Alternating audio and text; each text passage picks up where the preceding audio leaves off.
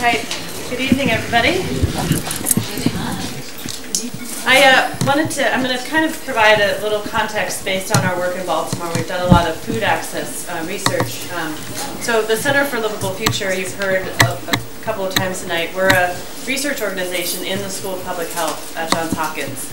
And our focus is public health, and especially the impacts of the food system on public health. So we look at everything from different production systems and how they impact public health, but also access and access to healthy food in particular. So I just wanted to kind of show you some of our work to provide some context for the physical food environment here in Baltimore, and also the social perspectives. And so, Maya, I'll just... Yes. Yeah, thank you. And this is just a quick snapshot of this Maryland Food System Map project. As you can see, we're collecting data from production to consumption. Now the center looks at production systems and not so much access everywhere, but production systems all over the US. But I really wanted to focus on here in Maryland. What's our local food system? Where are we with it? What's missing? So in between we have food processors and distributors too, pieces of infrastructure. So just quickly, I want to give a quick picture of an overview of the food system and public health, and then a look at food deserts here in Baltimore and the food environment.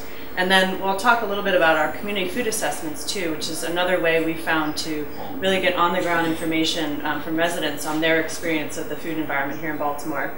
And then finally just end with some resources. So why do we care about this? In Baltimore, there is a 20-year life gap between the city's poorest and wealthiest. And of course we're interested in what does the food system and what does access to healthy food, what role does that play on that?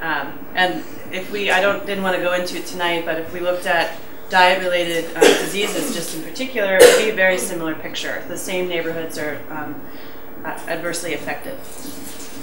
Now, don't be scared by this. It's kind of overwhelming, but it's just a graphic to say that the food system impacts our health and could impact our health in so many different ways. And so I'm going to kind of break out those different ways, but just to say it's a really complicated picture and we're trying to piece it apart as best we can. So for broad food system, yeah. Is it going? There we go. Okay.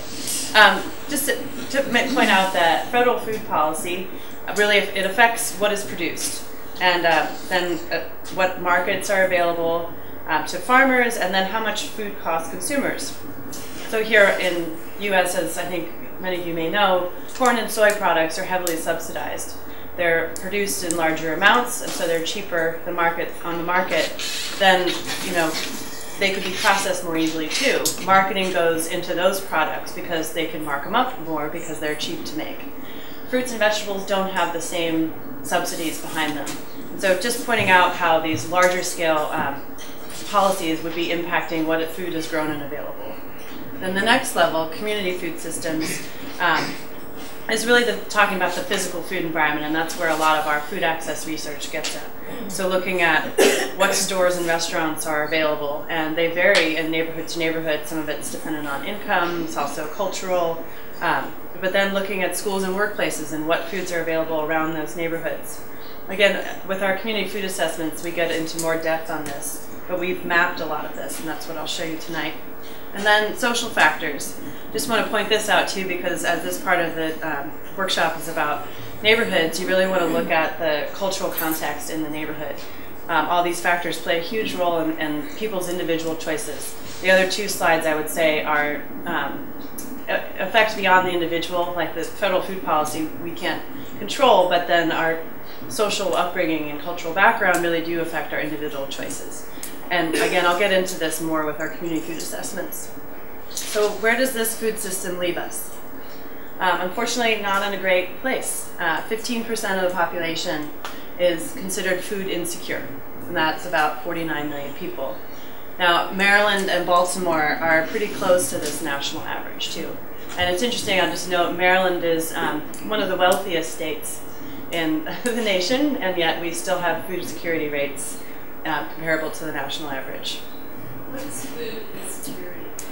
Thanks. So it's the ability, actually it's right here on The World Health Organization defines it as when all people at all times have access to sufficient, safe, nutritious food to maintain a healthy life. And so, the other thing I would add to this is culturally appropriate. So another way to look at it is it available? Do you have access to it either by physically walking to it or taking transportation? And do you know how to use it? So it's all of those, again, it's getting at these larger structural impacts and also the social. And in Baltimore, we're very similar to a lot of other urban areas. We have poor access to healthy food and affordable food. And as a historical trend, supermarkets have moved out of the city. You'll see, though, in Baltimore in the 80s, there was a push to bring more supermarkets in, but it wasn't a very well thought out process, and some lower quality chains moved in. And they're still around, and so we have these supermarkets, but there are places that people even in the neighborhood say they don't go to. So that's something to keep in mind.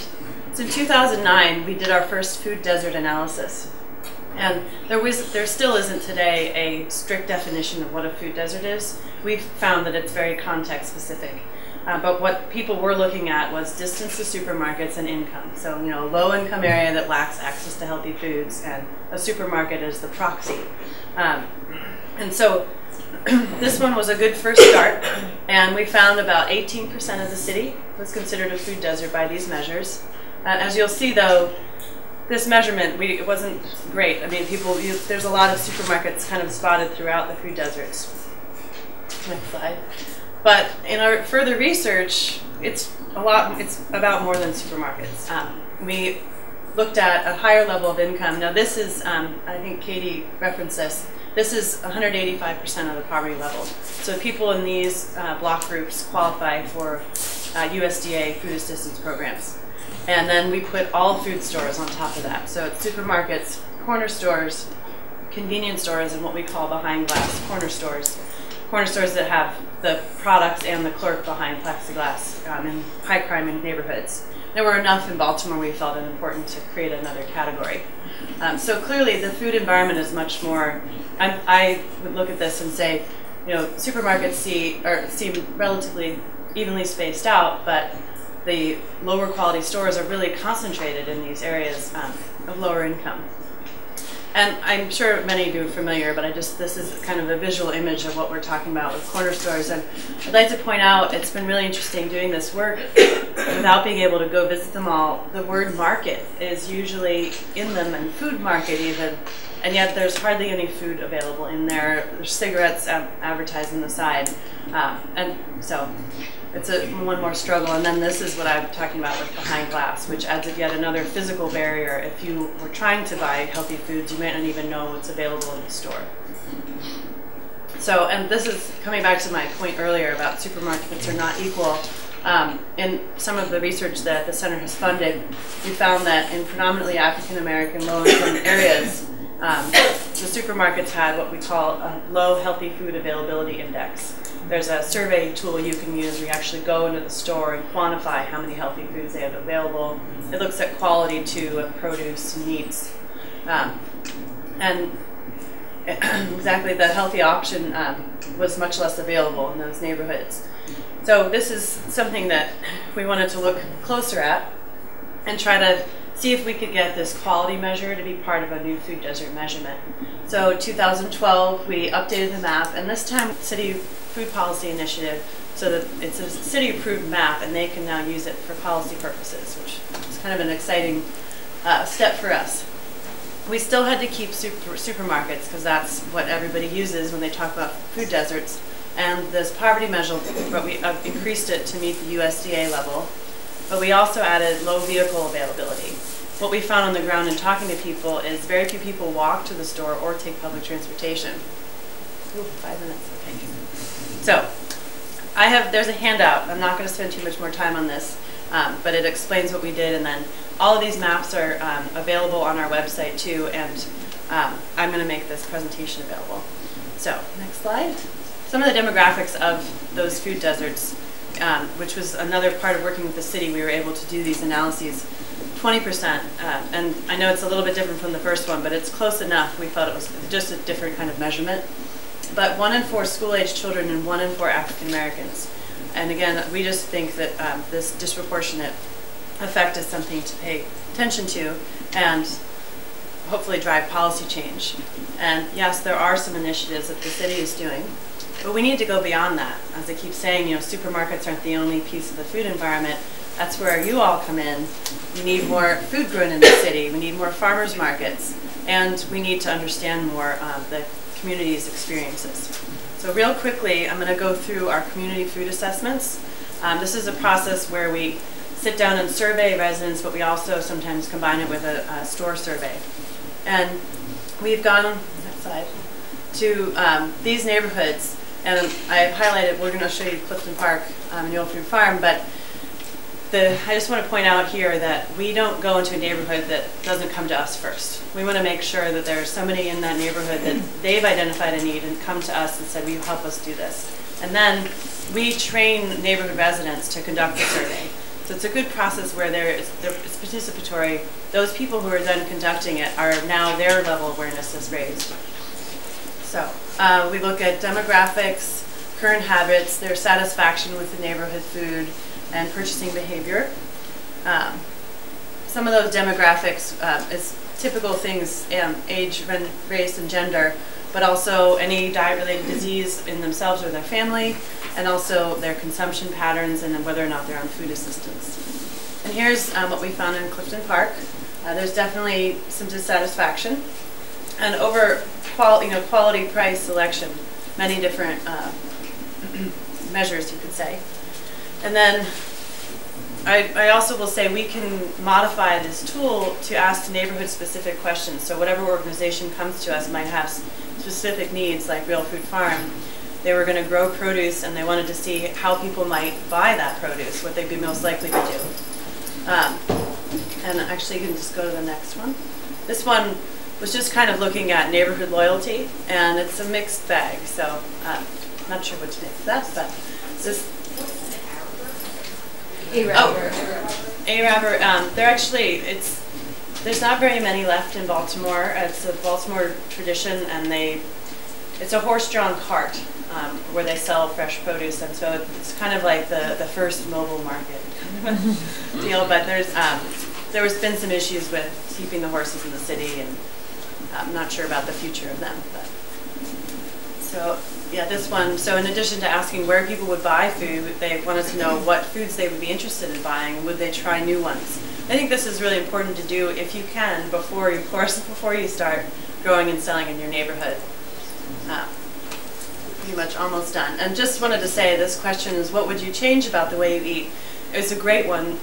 The answers are all over the board, but it's really helpful in providing insight into people's perceptions of what is healthy and their personal constraints. I was, people were talking about contaminants and wanting organic, wanting local. You might not expect to find that maybe in certain neighborhoods, but there's an awareness. People know, and they have a shared a perception of what is healthy.